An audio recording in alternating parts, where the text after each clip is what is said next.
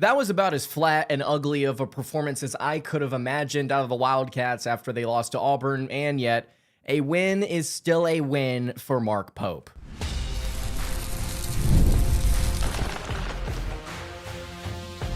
You are Locked On Kentucky, your daily podcast on the Kentucky Wildcats, part of the Locked On Podcast Network, your team every day. All right, what's going on, Big Blue Nation? Welcome on into Locked On Kentucky, your daily Kentucky Wildcats podcast. I'm your host, Lance Dawe, and on today's episode of Locked On Kentucky, we are going to be recapping Kentucky basketball's 72-63 win over the South Carolina Gamecocks. It was about as ugly of a performance that you could have asked for the Wildcats after their loss to Auburn. I was hoping to see a little bit of a spark, some more fight. You didn't see that for the majority of this game.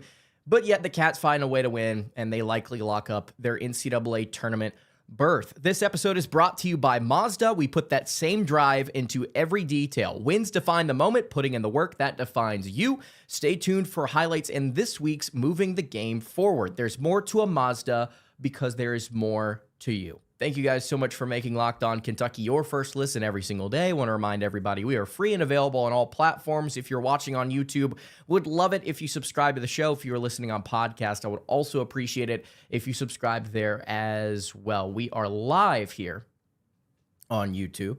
So if you have any questions, comments, concerns, you can sound off in the live chat, of course. But 72-63 is the final score.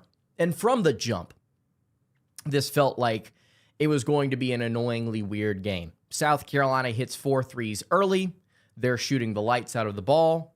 And it's the same old from this Kentucky defense. They're not closing out. They're not playing with energy. They're not covering shooters. And South Carolina hits 4 of what ends up being their only 4 threes in the first half. And I believe those first few minutes of the contest. That was not what I wanted to see coming out of that Auburn loss from Kentucky. That's not what I wanted to see. I don't think that's what Pope wanted to see. I don't think that's what the players wanted to see. That was a low effort, ugly, mistake-ridden, poor decision-ridden game that you end up winning because South Carolina is just simply that bad. I'm sorry, Gamecock fans. That's just a very bad basketball team that should have been beaten by 15 or 20. Kentucky does not capitalize. Not only are they playing poorly on the defensive end, but what have I talked about? Being intentional, but also being smart with your decision-making. So making the decision confidently, but also making the right decision consistently. South Carolina does not have any rim protection. They don't.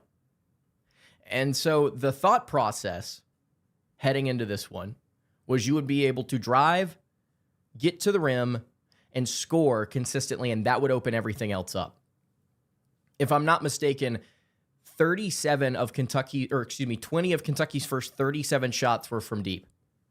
They were just chucking at the beginning of that game.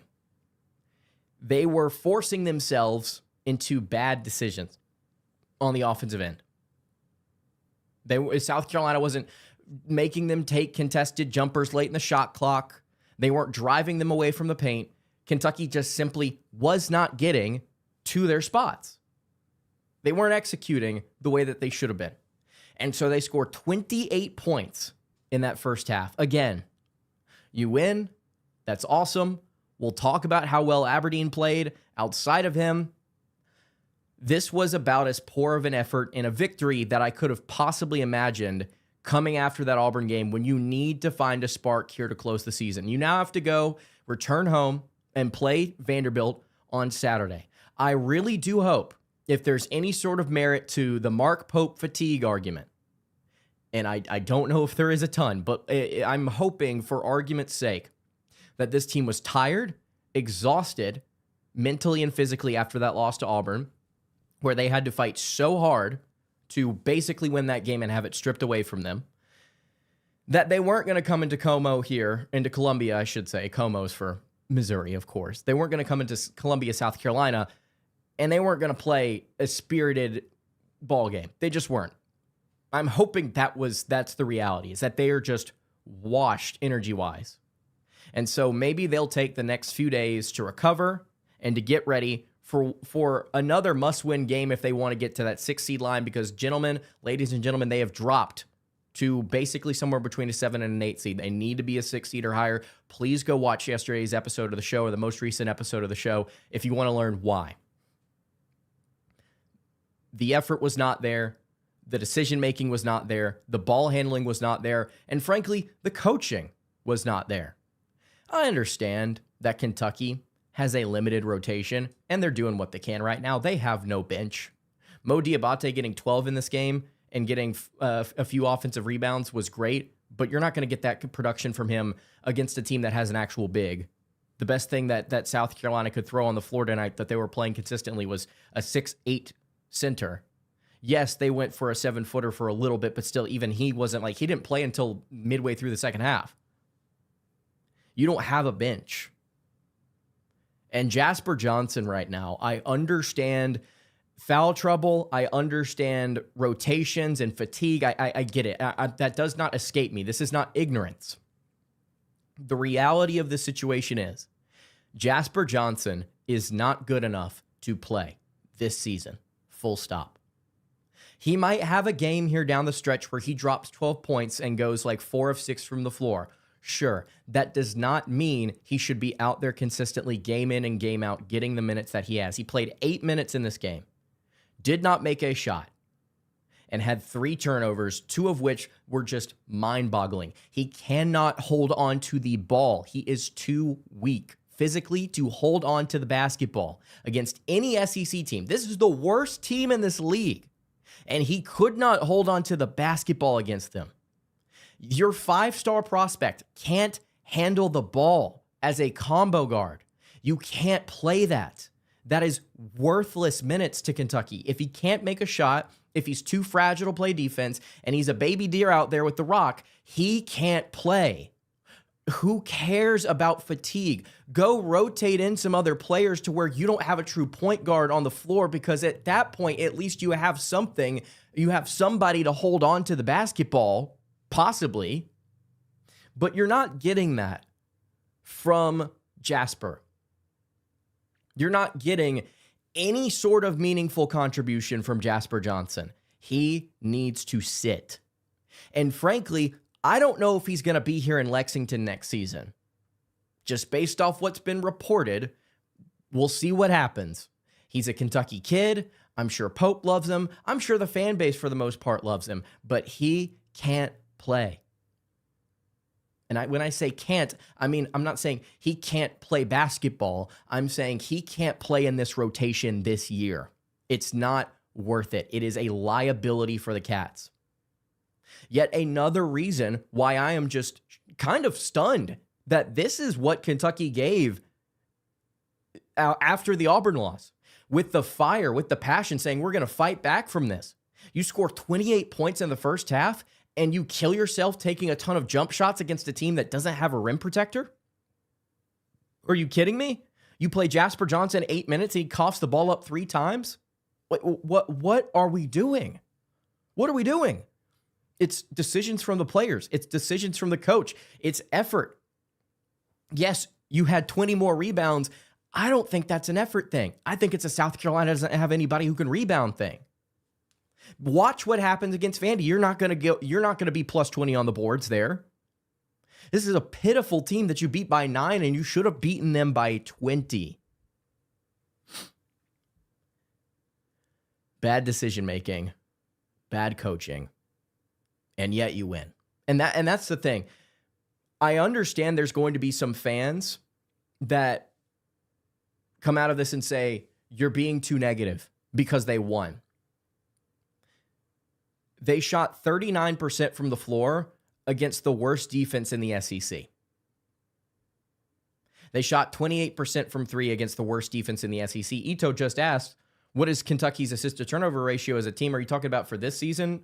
Because I don't know what it is for this season, but they had 15 assists and 15 turnovers in this contest.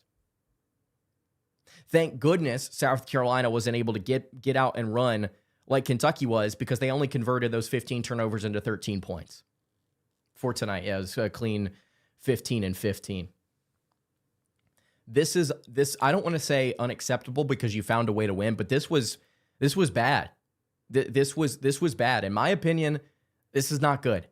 And if you're a player on this team, I think you look at the box score, you look at how you played tonight, this was a mistake-ridden game. This was a game where you caused the problems. Not South Carolina. They didn't affect you. They didn't force the issue. You made the mistakes. And so I guess that is the silver lining. Kentucky can continue to challenge themselves, and they can continue to fight, and they can make better decisions against Vanderbilt in a game that they need to be desperate in. They got to be desperate. Let's continue to break this one down. I've got some more thoughts. We'll get to the positives.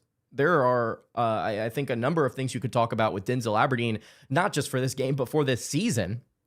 I think he's been great.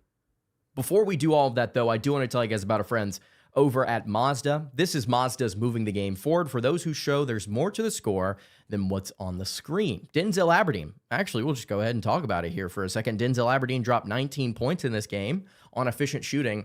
The jump that he has had from his final season at Florida to now, where he is being asked to play on ball, be the point guard with a 20% assist rate, with his turnover rate down to 10%. He's consistently making better decisions with the rock. He's a good spot-up shooter. Shooting over 37% from deep. I love what Denzel Aberdine has brought to this team, his effort, his mentality. He's been a good ad. He has been a good ad for Kentucky. In a season of negatives, he's been a bright spot.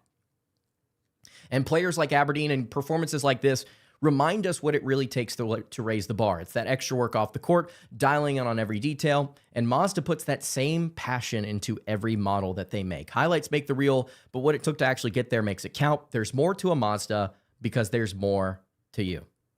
Today's episode is brought to you by FanDuel. If you've ever wanted to experience the NBA Finals live and in person, FanDuel is giving you the chance to turn that dream into reality with their NBA sweepstakes. Here's how it works. Use your profit boost on any NBA future, and you'll automatically be entered for a shot to win an NBA Finals trip or two. That's right. It's flights, tickets, the whole shebang. If you're already looking at the board thinking about which team can make a deep run, this is the perfect time to lock it in. Visit FanDuel.com to get started. Use your profit boosts on an NBA future and get entered for your chance to win a trip to the NBA Finals. Play your game with FanDuel, the official sports betting partner of the NBA.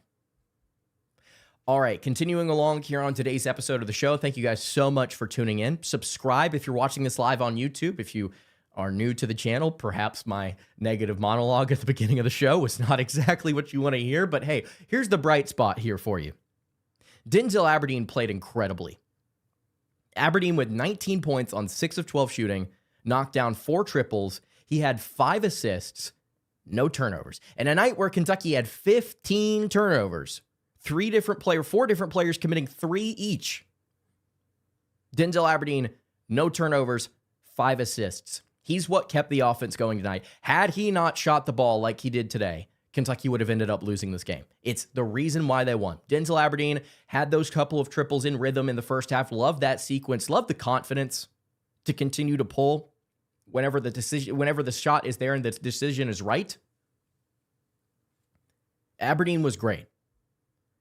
And he has been consistently great this season.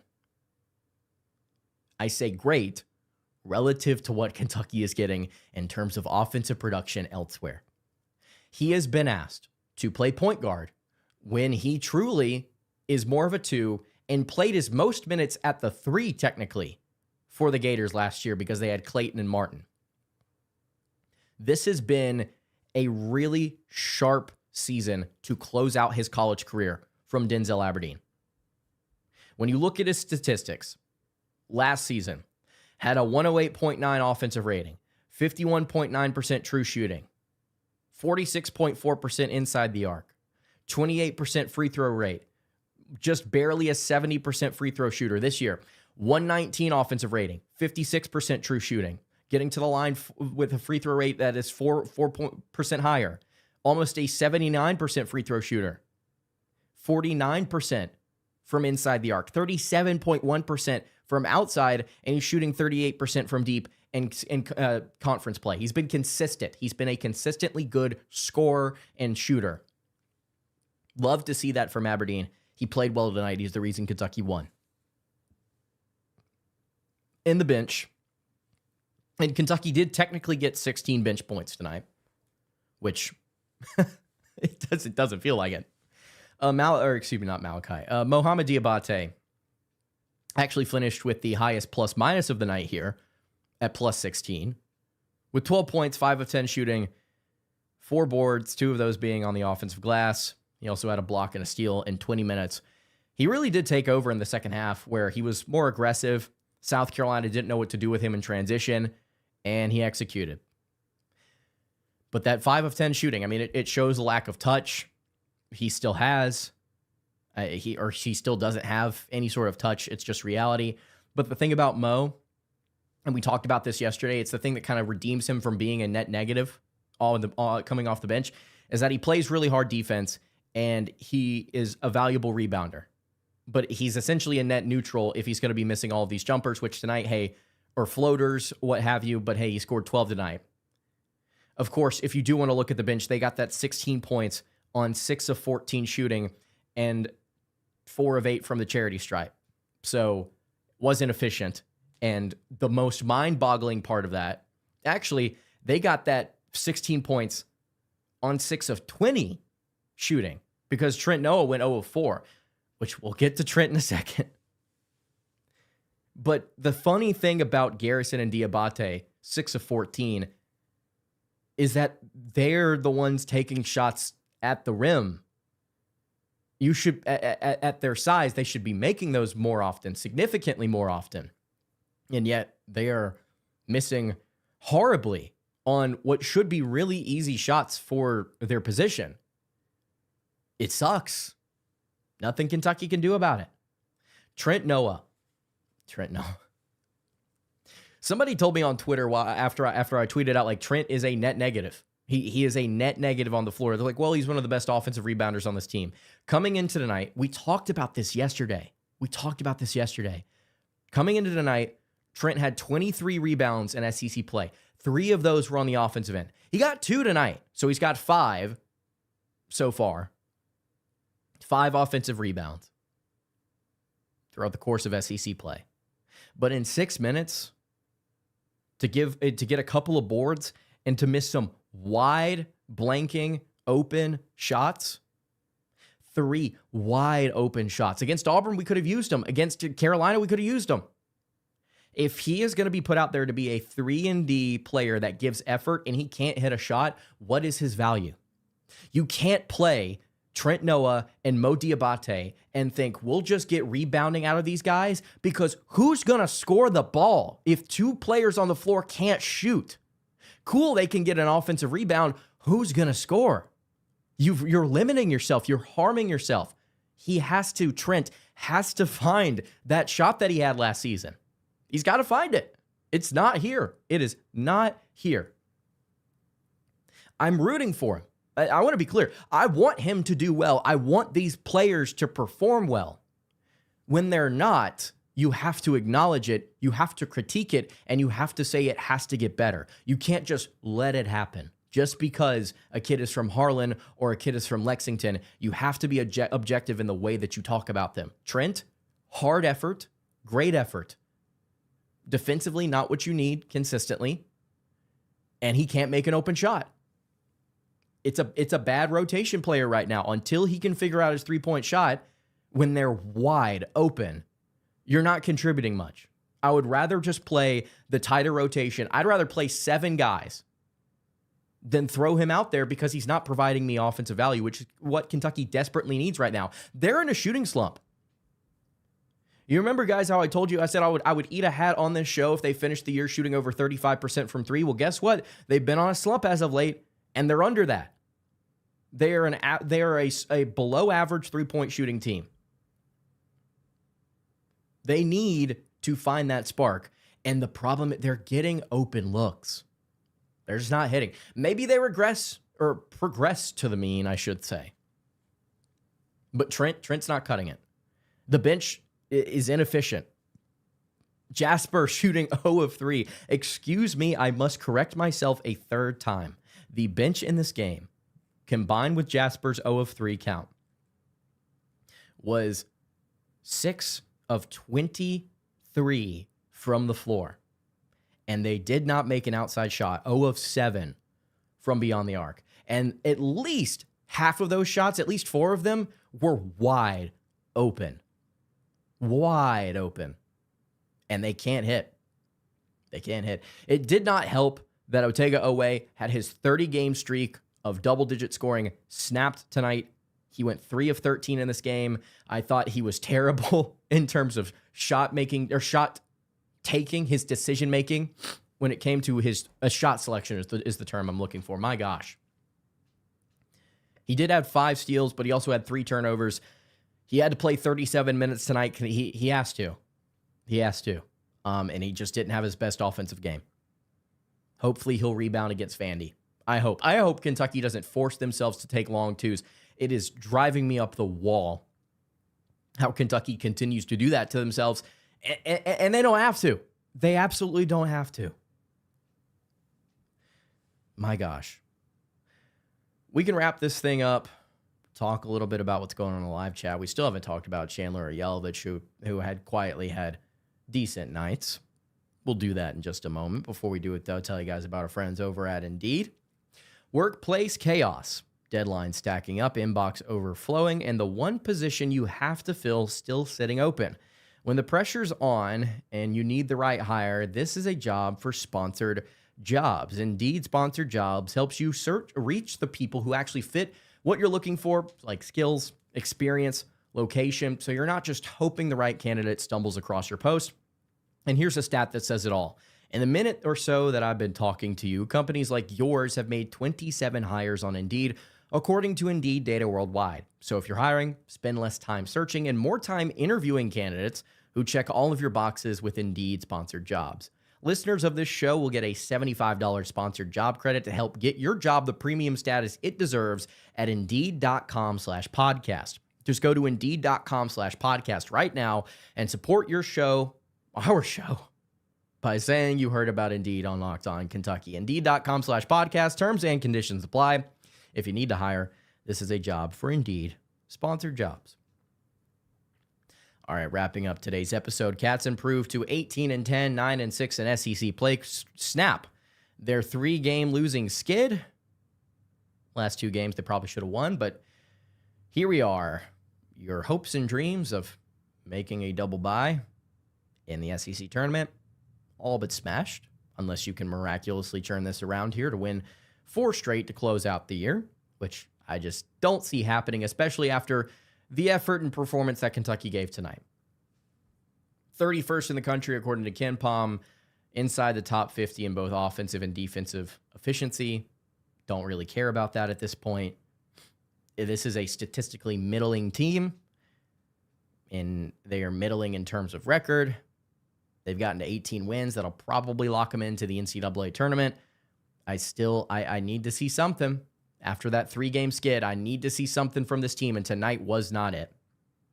Yelovich got going a little bit. He was 11 points, 5 of 10 shooting. Of course, he did miss 5 threes. Talk about wide open shots. Yelovich had a lot of them. Just couldn't hit. Bad shooting night. And the shots are open. Colin Chandler, 2 of 4 from deep in this game. He hit that big 3 essentially to close it out. Chandler's been really clutch, super clutch, as the season has gone on here.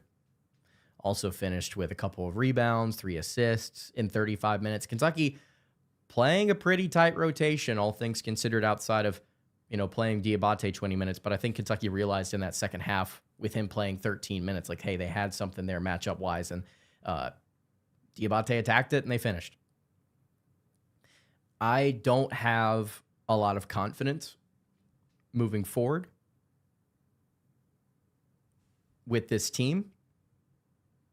Playing Vanderbilt, a team you got crushed by. You lost by 25 in Nashville on the 27th. You play Texas A&M, who plays a run-and-gun style where they shoot a bunch of threes and they run in transition. That's a style of team that has given Kentucky problems this year. And Florida, honestly, the weird thing about it is, I feel the best about that game. And Florida fans continue to whine and do other words I can't say in my mentions and on this show about how, well, they still won, and that's an inaccurate statement. I think that it is actually, it's logical to think at home, Kentucky can play the most competitive against Florida in their final 3 games. Again, you lost one of these teams by 25. The other one is the perfect archetype to crush you, especially on the road, especially with how you're playing right now. And Kentucky can get up for Florida, and they can kind of play how they did in Gainesville, and they can find a way to win that game. But I don't have confidence. They're going to have to actually show me something.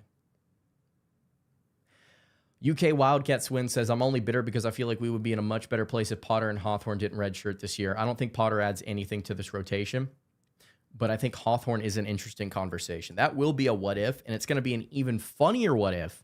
And I thought about this when they cut to him and they showed him on the bench. So at some point in the broadcast, I'm like, man, wouldn't it be funny if he comes in, he's gained like, 20 pounds? He's up to like 195.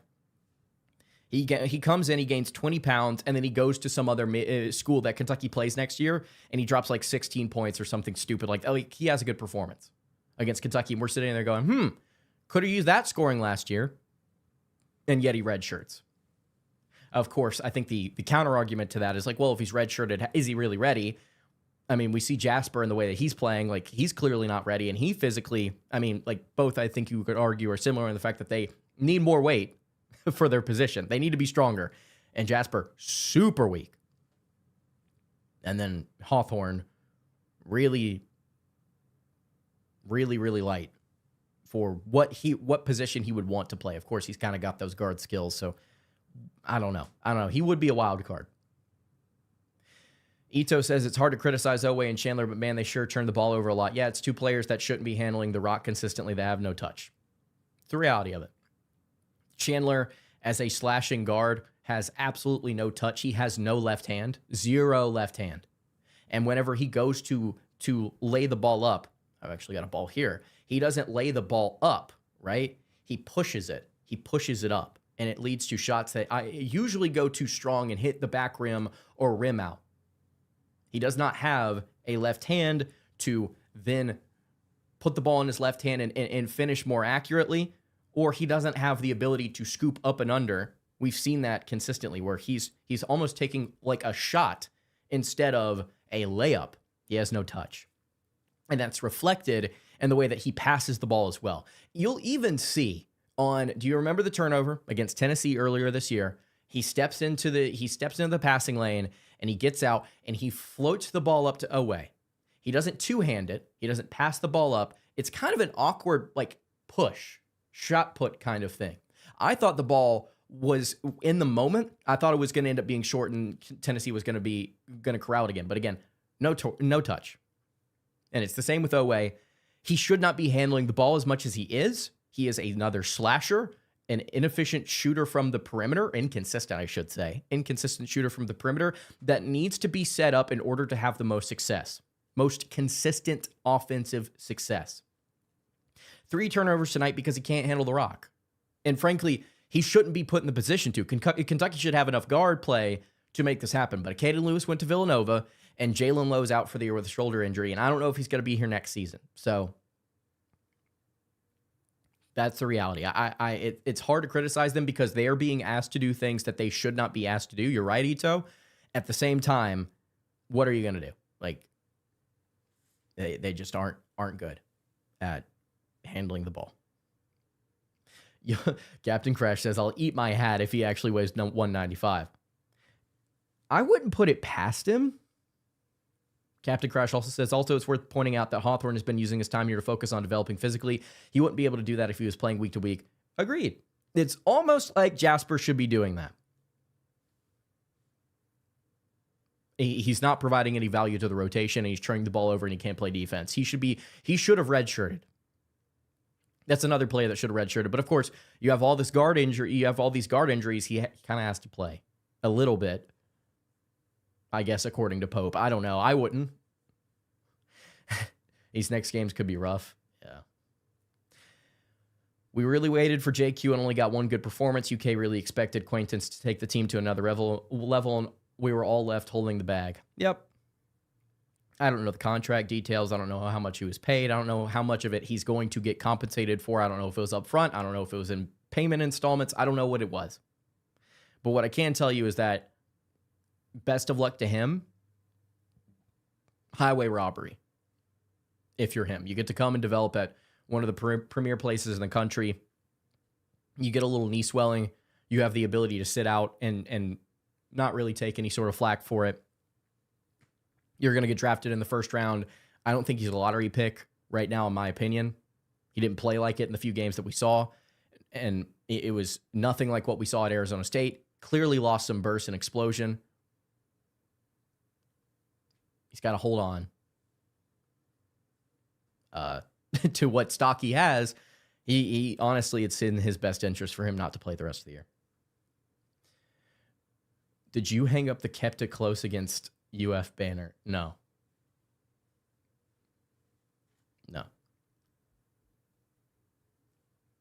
Derek Improve says, Noah 0-7 and yet another awful game. Can we stop saying how great this kid shoots in practice? He can in games. He belongs at Morehead State or EKU, not here. On the season, Trent Noah is shooting 34.1%.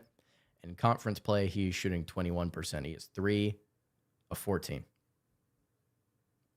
Actually, it's 3 of 17 now, I think, because he was 0 of 3 tonight. So that's cool. Goodness gracious, y'all. What a rough one. I'm worried. I don't think this is going to end well. That performance was, how they say, not good. We'll see. We'll see what happens on Saturday, I guess. That's going to do it for today's episode of the show. Thank you guys so much for tuning in. If you have not subscribed to the YouTube channel or the podcast feed, would love it if you did so. You can follow me on Twitter at @LanceDawe_. Follow the show over on Twitter at LockedOnUK, and follow us over on Instagram. That is at Kentucky Podcast. Any questions, comments, concerns, you can leave those in the YouTube comments below. Hit me on the socials. I will see you all tomorrow for another episode of Locked On Kentucky. Hope you guys have a great rest of your evening. And God bless.